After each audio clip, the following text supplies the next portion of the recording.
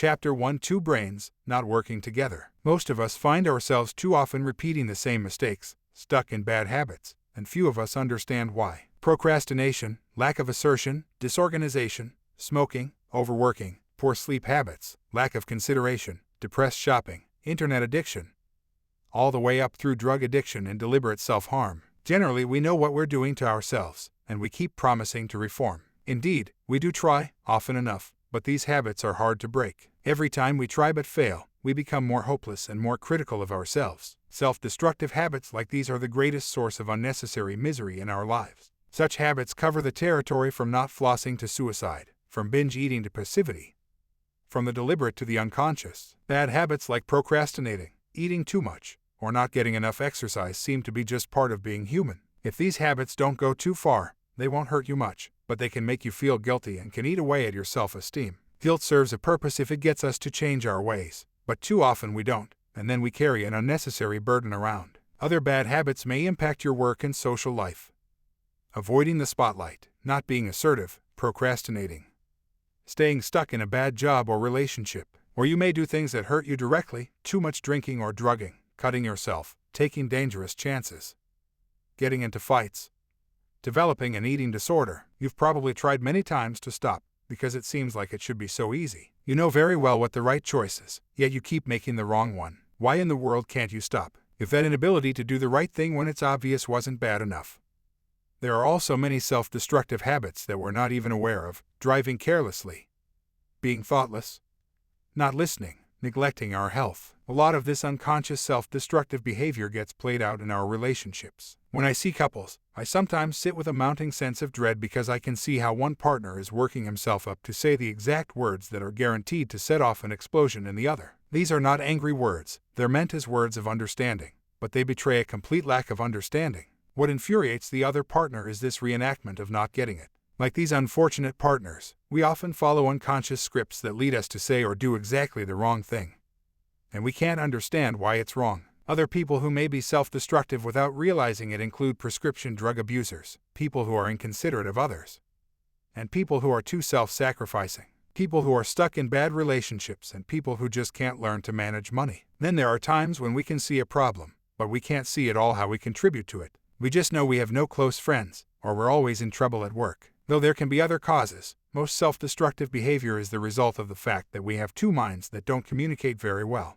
They give us conflicting advice, usually beneath our awareness, and we often choose without thinking. Put very simply, it seems as if we have a thoughtful, conscious, deliberative self, and an automatic self that does most of the work of living without our attention. The conscious self can certainly make mistakes, but it's our automatic self that usually causes trouble.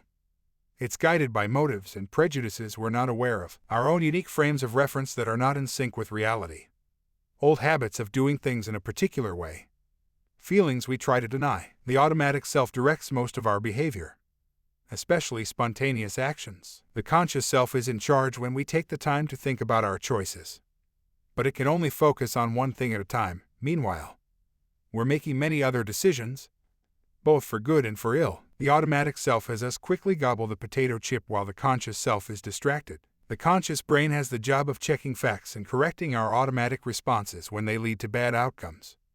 But the truth is that it has much less control over our actions than we want to believe. The trick in overcoming self-destructive behavior is not so much to strengthen the conscious self so we can control ourselves better, though that helps sometimes. Rather, we must train the automatic self to do things like make wiser decisions unconsciously, ignore distractions, withstand temptations, see ourselves and the world more clearly, and interrupt our reflexive responses before they get us in trouble. Meanwhile, the conscious self has its work cut out in helping us get to know ourselves better, facing some aspects of ourselves that we'd rather keep hidden, expanding our knowledge of the world, and teaching us to view ourselves with compassion at the same time as we practice self-discipline. Thus, most of the time when you do something you regret, your automatic self is at work while no part of your brain is considering the consequences. Sometimes the automatic self is motivated by a desire to protect some aspect of the mind that remains unconscious. Sometimes it's just a little dumb, or lazy, or distracted. But, as you'll see, it's not impossible to detect our unconscious motives, habits, and assumptions at work. It requires self-awareness, the practice of certain skills that don't occur to us naturally. That's what much of this book is about.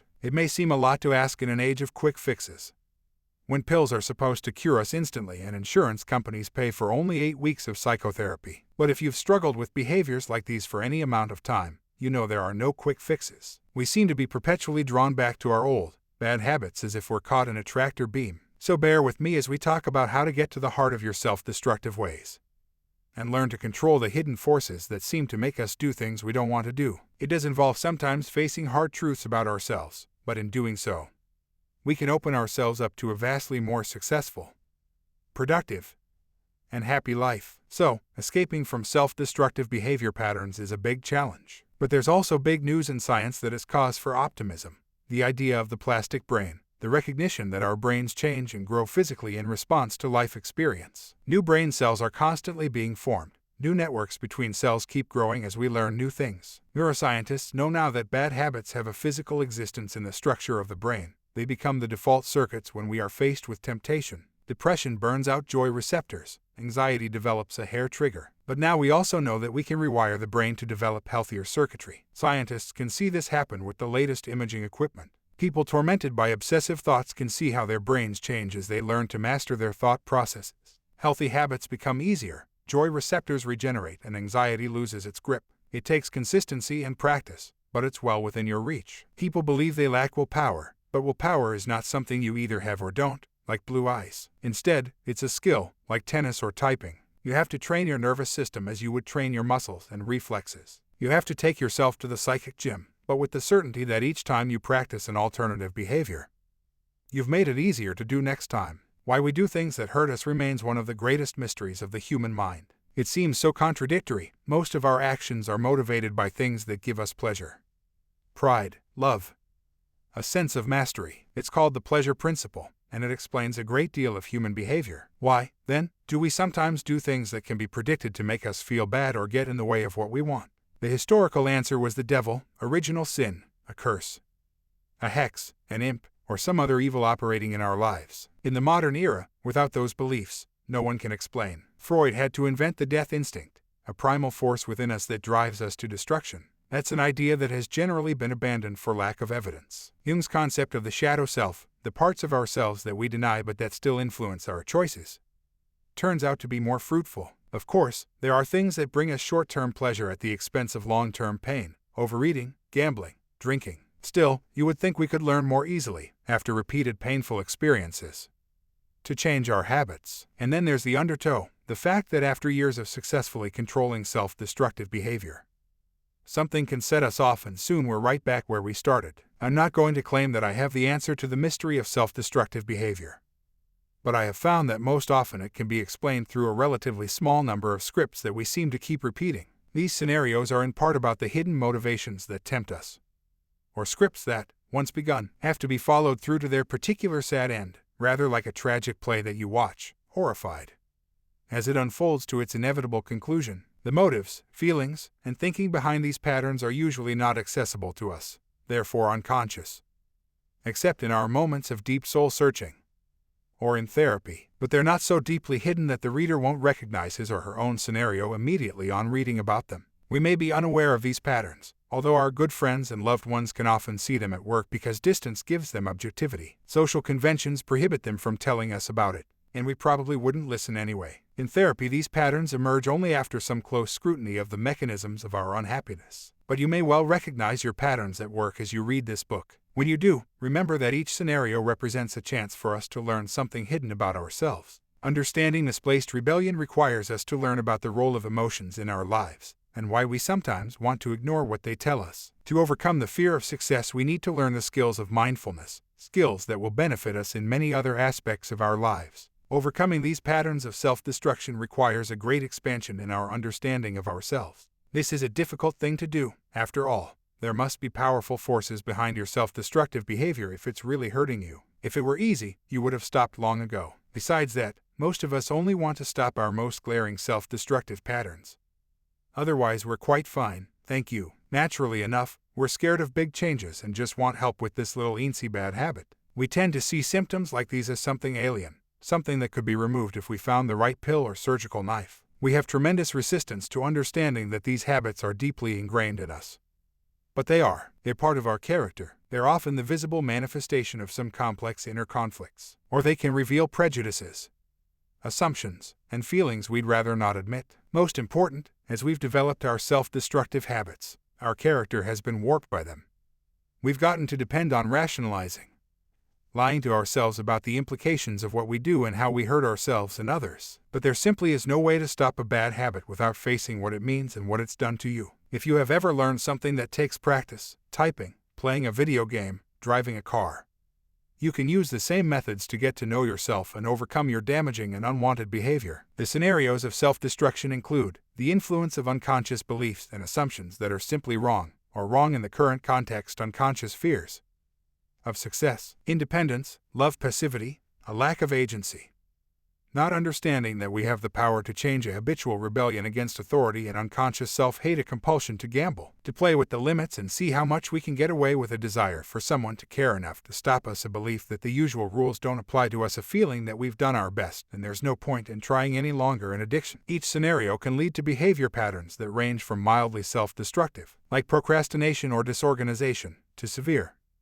like self-injury or substance abuse. In my experience, the severity of the consequences bears almost no relationship to the difficulty of breaking the pattern. Another piece of the confusion is that people may have the same overt pattern of self-destructive behavior, but we each may be following a different scenario to get there. Same behavior, different causes. While I may procrastinate largely because I resent being told what to do, Joe may do it because he secretly hates himself and doesn't believe he deserves success. Jane may procrastinate because she's afraid of how success might change her life, while Jason may be convinced that he's so talented he can pull it all together at the last minute. Just because people seem to follow the same pattern does not mean they have the same motives and rewards. It's vitally necessary, if you want to control your own self-destructive habits, that you understand the scenario that's got you under its spell. But just understanding it is not sufficient.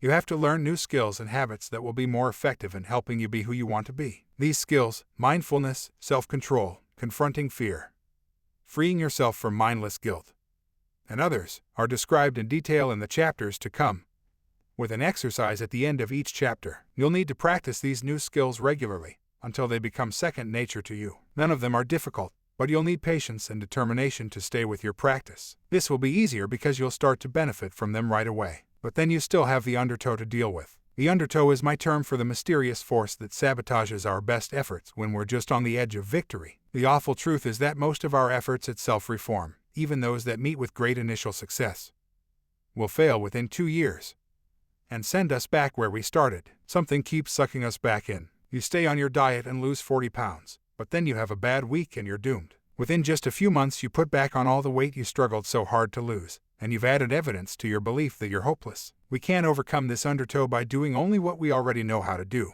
We have to change some basic assumptions about ourselves and modify some habits that we don't yet understand are part of the problem. So, overcoming bad habits isn't always easy, especially those that have been with you for years. But let's look now at what new science has learned that will make it much less difficult for you. Inside the brain, neuroscientists have now shown that if we simply practice good habits, our brains will grow and change in response, with the result that these good habits become easier and easier. When we do anything repeatedly, with focused attention, our nerve cells will physically grow new connections between, say, nerve center A and nerve center B. Nerves A and B develop a stronger connection with more transmitting and receiving points, and going to do our workout becomes a habit with a physical embodiment in the brain. Neurons that fire together, wire together. We forget our aches and pains and distractions, and do it. And every time we do it, we make it easier to do tomorrow. A few years ago, some scientists taught a group of college students how to juggle and, using some fancy new tools, observed their brains while they learned. After 3 months of daily practice, the subjects' brains showed visible growth in gray matter. Then the students were instructed not to practice for 3 months,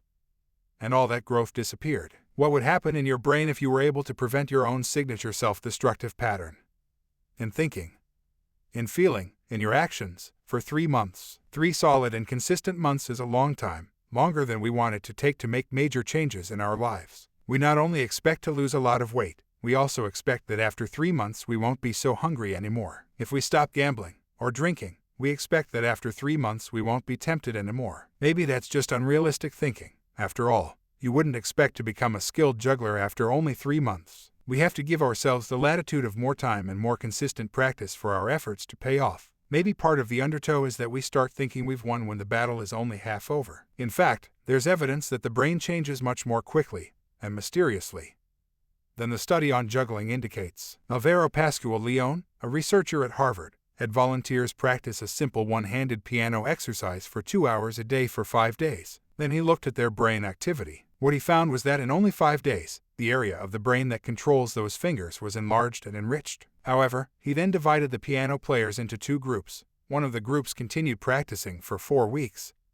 The other stopped. Among the group who stopped practicing, those changes in brain mapping had disappeared. Most extraordinary, perhaps, was that there was a third group who only mentally practiced the piano exercise while holding the hand still. This group showed almost exactly the same brain changes after 5 days as the group who had really practiced. So we have evidence that the brain begins to change almost immediately with practice, whether real or imagined. But those changes will disappear if we don't keep practicing. The fact that mental rehearsal affects the brain almost exactly like physical rehearsal is very good evidence that your internal pep talks, your efforts at mindfulness, thought control, and willpower, all techniques we'll discuss, will achieve their desired effect. The discovery that the brain changes physically in response to our life experience is the biggest news in psychology in decades. Neuroscientists know now that all habits have a physical existence in the structure of the brain. Their early traces were laid down in childhood and adolescence. As we practice bad habits more and more, they become like railroad tracks, the only way to get from here to there, from stress to relief. And we ignore the fact that there are much healthier and more direct ways of getting what we need. So under stress we take a drink, or have a snack, or pick a fight, or get depressed, all without awareness that we have made a decision. Our bad habits operate unconsciously. This is one of the forces behind the undertow. It's so difficult to overcome bad habits because they are etched in the brain. They don't go away as we practice better behavior. They just fall into disuse, so they can easily be revived. We don't tear up the old tracks when we build new ones. We just let them get rusty and weedy. For example, say you've been eating unhealthily for years. You start out on a diet hoping to lose 10 pounds in 2 weeks. When you don't, you get discouraged and give up. But you wouldn't expect to learn to play the guitar after only a few weeks' practice, or speak a foreign language, or type like a master. Yet because we know perfectly well what we have to do to change ourselves, and it seems so simple, we expect to overcome a lifetime of bad habits in only a few weeks. As Alcoholics Anonymous says, just because it's simple doesn't mean it's easy. Habits die hard. Each time we engage in a bad habit, we make it more likely we'll do it again in the future. But in the same way, each time we engage in a good habit, we make it more likely that we'll do it again. You can learn to program your own brain so that making the right choices and exercising willpower comes to seem easy and natural. Focused attention and practice, repeated over and over, will change the brain's reward system, so that bad habits will lose their appeal and be replaced by new, self-constructive behavior patterns. An important implication of these discoveries is the fact that learning is never lost. When we're trying to break a bad habit by practicing more constructive behavior, we can easily be discouraged by a bad day. We can give up and feel that we've wasted a lot of effort, but that's not the case. Every day you practice left its traces in the brain. You can get back on the horse after a fall and expect it soon to be as easy and rewarding as ever. New brain imaging tools have led to another revolutionary discovery: adult brain cell generation. Until just a few years ago, it was a basic doctrine of neurology that adult humans don't grow new brain cells. In fact, we were thought to be losing cells continually after childhood. Now we know that the brain produces new cells all the time. Deep in the brain there are colonies of rapidly dividing stem cells, which can migrate outward and replace any specialized cell in the brain. We also know that learning stimulates this cell division. We learn in both the conscious and the unconscious by growing and enriching the connections between nerve cells. Practicing what we've learned seals the connections between the new cells and the existing ones. Qualities we assumed were more or less fixed from an early age: intelligence,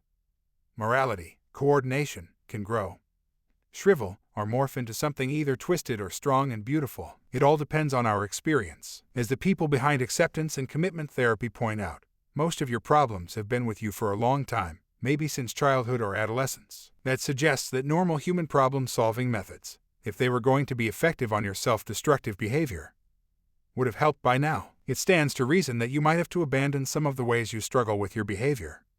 In fact, maybe the way you struggle has become part of the problem. Inside the mind, it's just about impossible to explain self-destructive behavior without some concept of the divided self, of motives and feelings that we hide from ourselves, of a part of the mind that sometimes works against our own best interests. It's like trying to explain the movement of the planets in our solar system while ignoring the gravitational force of the sun. Our automatic selves and our thinking selves affect each other with great force, usually beneath our awareness, and the result can be much unnecessary misery. The conscious self is largely in the new brain. It's what evolution gave humans that separates us from animals. It's the part of the brain that is involved in deliberate reasoning. It reflects on our experience and, hopefully, makes thoughtful decisions on what's good for us and what to avoid. Compared to the unconscious, it's much more open to new information and able to be flexible in its response. It's what enables us to be patient, take the long view, plan for the future, and not respond instinctively to whatever's going on right now. When we think of ourselves, we're thinking of this part of the brain. We like to think we're in charge and that we live our lives deliberately. But in fact, our decision-making and reasoning are deeply influenced by the unconscious. When Freud introduced the concept of the unconscious mind more than 100 years ago, it was one of those ideas that changed the world. Freud's unconscious is now part of our everyday thinking. When we forget someone's name or miss an appointment, we wonder if it was a Freudian slip. We know that we deny or repress uncomfortable facts and memories. We know that our dreams are messages from our unconscious. We can see others being defensive. We don't expect them to fully understand their own motives. While much of the Freudian technique of psychoanalysis has fallen by the wayside, the idea of the unconscious has permanently changed the way we understand ourselves. But now we think of the unconscious as something much bigger than Freud envisioned. It includes things like motor skills and perception, systems that evolved before consciousness developed. It includes many things that were never repressed, but that were learned unconsciously. Prejudice, for instance, or pessimistic thinking. It includes much from social psychology, how our perception is affected by assumptions, our self-image, and the current environment. A lot of the interesting stuff about the human mind, judgments, feelings, motives, occur outside of awareness for reasons of efficiency, and not because of repression. Daniel Kahneman, the Nobel Prize-winning developer of behavioral economics, calls this system one thinking and refers to it as lazy because it's habitual and not creative. Timothy Wilson, in his wonderful book Strangers to Ourselves, refers to the adaptive unconscious. I prefer to call it the automatic self. We can, if we want to, focus our conscious minds on much of the automatic self, though this can just complicate things for us. Imagine trying to walk if you had to think through every muscle movement. We depend on the automatic self for 99% of getting through the day, and on the whole it's pretty reliable. On the other hand, the conscious self, Kahneman's system 2, kicks in automatically when we are faced with a difficult problem or a moral dilemma, or when we want to be careful about how we are seen by others. It takes your conscious mind to realize that you have a self-destructive habit. The thinking brain becomes aware that your suffering has been caused by actions you didn't think about. So the Freudian unconscious now is seen as part of the greater automatic self, consisting only of what we've repressed due to emotional conflict, feelings that are unacceptable to the conscious self. There's another subsection of the automatic self, which I call the assumptive world. The assumptive world includes our most basic beliefs, conscious and unconscious, about how the world works, and the particular lenses we see the world through. It's the givens we were born with, our race, our class, our gender, our nationality, and how they bias our point of view. It's much of what we absorbed unconsciously from our parents and our childhood interactions, such as attitudes toward learning, problem solving, our own competence and expectations for ourselves, compassion and competition, control and freedom, generosity and self-centeredness. None of us can really view the world with perfect objectivity, though each of us tends to think we're more objective than the next guy. These perceptions about the world that we have learned from the cradle on up all distort reality to some extent. So everyone's assumptive world is unique, and some fit reality better than others. Left over, outside the Freudian unconscious and the assumptive world, are very fundamental things about ourselves. Our learning styles, much of our personality, our automatic responses to familiar situations, the skills we've learned that we no longer have to think about. Like walking and talking, the automatic self, all of its parts, is like a well-programmed computer, able to do many tasks at the same time with little effort. But it doesn't know how to handle anything strange or unfamiliar, to do that requires conscious thought. However, we have a strong tendency to make unfamiliar things fit into our pre-programmed assumptions. System 2 passing the buck to System 1. So we respond to new situations with old habits. The snake in the grass looks like a garden hose, until it moves. The automatic self relies on intuition and past experience to address problems. It's the source of the gut feelings we want to believe but can't be sure of. Some go so far as to argue that all our actions are guided by unconscious processes, and that the thinking we do to explain our actions is all after the fact. I don't find any use in that idea, But it is quite true that our choices and actions are much more influenced by unconscious processes than we feel comfortable admitting to ourselves. Scientists are finding new respect for hunches and intuition. Unconscious knowledge may at times be more accurate than our complex emotional, rational consciousness. People are forever getting involved with and hurt by others, when they were aware from the start of a gut feeling of danger or risk at the moment they met. One of the most common methods of self-destructive behavior is outsmarting ourselves in this way. The problem is that gut feelings can also be dead wrong. Gut feelings might tell us to get violent with someone who has offended us, but we rely on the conscious system to override these feelings. The automatic self is, for most of us, more rigid and closed off to new information than is good for us. False assumptions about ourselves, other people, and reality lead us to make choices that have unintentionally self-destructive consequences. A simple example is the common gambler's belief that a certain number is due and therefore a good bet, because it hasn't been seen for a while. In reality, of course, each roll of the dice or spin of the lotto wheel is completely independent of what's gone before. More serious false assumptions lead to prejudice, racism, sexism, but at the same time as we are more rigid than is good for us, we are much more easily influenced than we would like to be. Witness the infamous Milgram experiments, in which subjects were willing to give other people painful and perhaps fatal electric shocks just because a man in a white coat told them to. The automatic self is also influenced by motives and desires that remain out of sight of consciousness. The principal one is the maintenance of self-esteem. We tend to assume that our hearts are pure, that we usually do the right thing, that we're better than average in almost every way you can imagine. Of course, this is statistically impossible. It's just a comforting delusion. And we have a million other little unconscious habits to keep us in that comfort zone, to justify ourselves to ourselves, which can support self-destructive behavior. One is selective memory. We are all more likely to remember times when we do right and forget times when we do wrong. So we have trouble learning from experience. Finally, there still remains the Freudian unconscious, the repository of the repressed, the hidden truths about ourselves we don't want to face.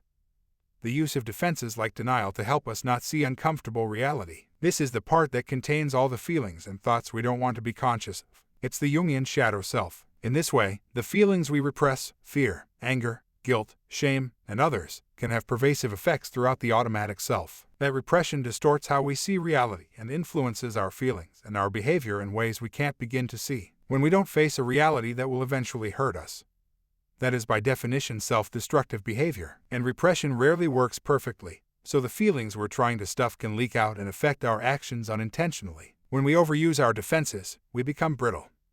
We don't feel our feelings, and we go through life pretending to be someone else. We develop a personality that interferes with acquiring some of our basic needs, for love, acceptance, success, a sense of meaning. As a psychodynamic therapist, I know this part of the unconscious pretty well. I see it at work in my patients all the time, and in myself as well. When our feelings are in conflict with each other, or are unacceptable to us, we use defense mechanisms like denial and rationalization to put them into the unconscious part of our minds. Our pride might not let us be aware of feelings of jealousy. Our conscience might suppress sexual attraction to someone other than our partner, and it could be dangerous to fully experience our anger at authority figures. The Freudian unconscious consists of memories and feelings like these that are not accessible to us but still exert a powerful influence. These memories and emotions pop up in dreams and daydreams, anxiety attacks and depressed moods, sometimes in a deep reverie, and they result in self-destructive behavior, because these troublesome emotions are still active within us, even when we're not aware. Yet our emotions are central to our experience. We try to seek happiness and avoid pain. Anger, joy, pain, sexual attraction, sadness, jealousy, satisfaction, and so many others are wired in responses to what life dishes out. In this way, they are vital information about our world. They tell us about our values and ethics. We feel what is right or wrong, good or bad, and then the conscious self explains to us why we feel that way. When we're confronted with a moral choice, we should pay special attention to our feelings, because if we think too much,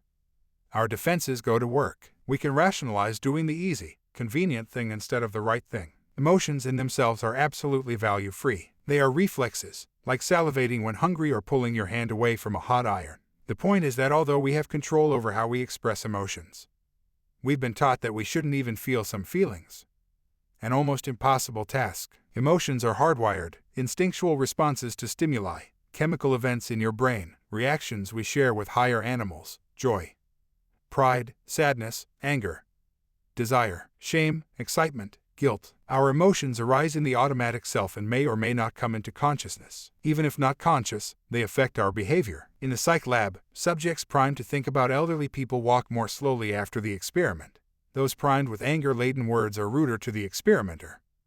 Those primed to think about money are more selfish. In everyday life, it's a common experience to snap at someone and only then realize we're cranky, but we keep trying to pretend we don't feel all those things that are unacceptable to us, with self-destructive consequences.